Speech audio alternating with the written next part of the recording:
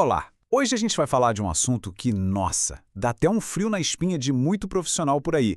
As benditas estimativas de projeto. Vamos entender direitinho como uma resposta apressada vira uma verdadeira armadilha. E o mais importante, claro, como a gente pode sair dela de um jeito muito mais profissional e, olha, com muito mais confiança. Essa pergunta, a pergunta que todo mundo teme. Ela sempre chega assim do nada, sem contexto, sem muitos detalhes, mas carregada com uma pressão gigantesca. Pode ser no meio de uma reunião ou numa mensagem de Slack, não importa. Essa simples pergunta pode definir o tom de semanas ou até meses de trabalho. E aí, naquela ânsia de aliviar a pressão, o que sai? A resposta padrão: 2 semanas. É quase que um reflexo, né? Só que como a nossa fonte bem aponta, no momento em que a gente fala isso, mesmo sem a menor intenção, uma mentira foi contada. E essa mentira, ela vai ter consequências. Vamos pensar um pouco sobre isso. O que parece ser só um palpite, um chute, na verdade é visto por quem ouve como um contrato de pedra, sabe? Um compromisso firme. Essa data de 2 semanas, ela parte do princípio de que tudo vai dar certo, que não vai ter imprevisto, que nada vai mudar no meio do caminho. Mas a gente sabe que o mundo real não é assim.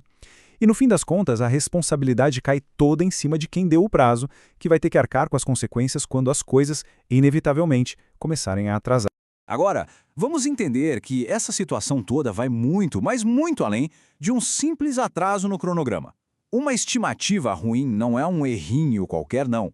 Ela tem um custo de verdade, um custo bem alto para a carreira, para o projeto e, claro, para o negócio como um todo.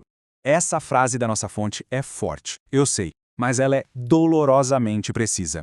Se comprometer com um prazo para algo que nem foi entendido direito é, basicamente, preparar o terreno para o fracasso. É o caminho mais curto para o esgotamento, para a frustração e, em muitos casos, pode até comprometer uma carreira. E se a gente olhar os dados, o tamanho do problema fica ainda mais claro. Metade, 50% de todos os projetos estouram o orçamento. E muitas vezes a culpa está lá atrás, nessas estimativas iniciais que foram mal feitas. E o que acontece em 100% dos casos quando a gente tenta correr para cumprir esses prazos surreais? O trabalho é feito às pressas, sacrificando totalmente a qualidade. E o que este slide mostra é o juro altíssimo que se paga por essa pressa toda.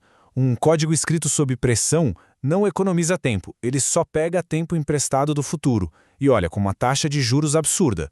Esse 15 vezes significa que o trabalho para consertar os problemas depois vai ser 15 vezes maior. Isso vira mais tempo em manutenção, mais instabilidade no produto e muito mais frustração para todo mundo, da equipe aos clientes.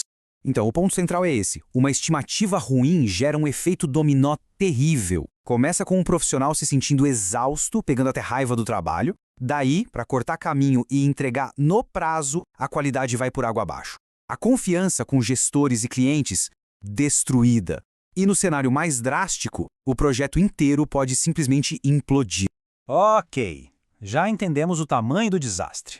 Agora, vamos para a parte boa. O que fazer? Como a gente se defende disso? E, atenção, não se trata de criar confronto, tá? São ferramentas profissionais para gerenciar as expectativas e, principalmente, para entregar a verdade. A estratégia toda se apoia em 3 pilares bem simples. Primeiro, nunca mais dar uma data cravada, uma data única. Segundo, assumir o controle e pedir as informações que são necessárias. E terceiro, focar em resolver o problema de verdade, não só em sair construindo uma funcionalidade que nem foi definida direito. Vamos nos aprofundar nessa primeira defesa, que é a mais importante de todas, a estimativa por intervalo. Em vez de uma data fixa, a gente oferece uma janela. Por exemplo, olha, com as informações que eu tenho agora, isso deve levar entre 3 e 6 semanas. Isso já comunica de cara que existe uma incerteza. A regra é bem simples. Um pedido vago gera um prazo vago. Conforme mais detalhes chegam, esse intervalo pode diminuir. Se os gestores querem precisão na estimativa, eles precisam da precisão no que estão pedindo. É uma via de mão dupla. E esse slide aqui é o ouro puro, porque ele mostra exatamente como colocar isso em prática. São quase uns roteiros prontos, sabe? A transferência de risco joga a responsabilidade de volta. A proposta de descoberta é um jeito super inteligente de conseguir tempo para analisar de verdade. E o não com caminho, esse é genial. A recusa ao prazo impossível já vem com alternativas construtivas. Dizer não a uma fantasia, gente, faz parte do trabalho de um bom profissional. E agora, para a gente fechar, vamos ver como essa postura muda completamente o jogo. A mudança aqui é de mentalidade. O objetivo não é mais deixar as pessoas felizes com uma mentira conveniente, mas sim dar a elas a verdade para que possam tomar boas decisões de negócio. Essa comparação aqui deixa tudo preto no branco. O contrato antigo, o de dizer 2 semanas, é sobre agradar no curto prazo e pegar todo o risco para si.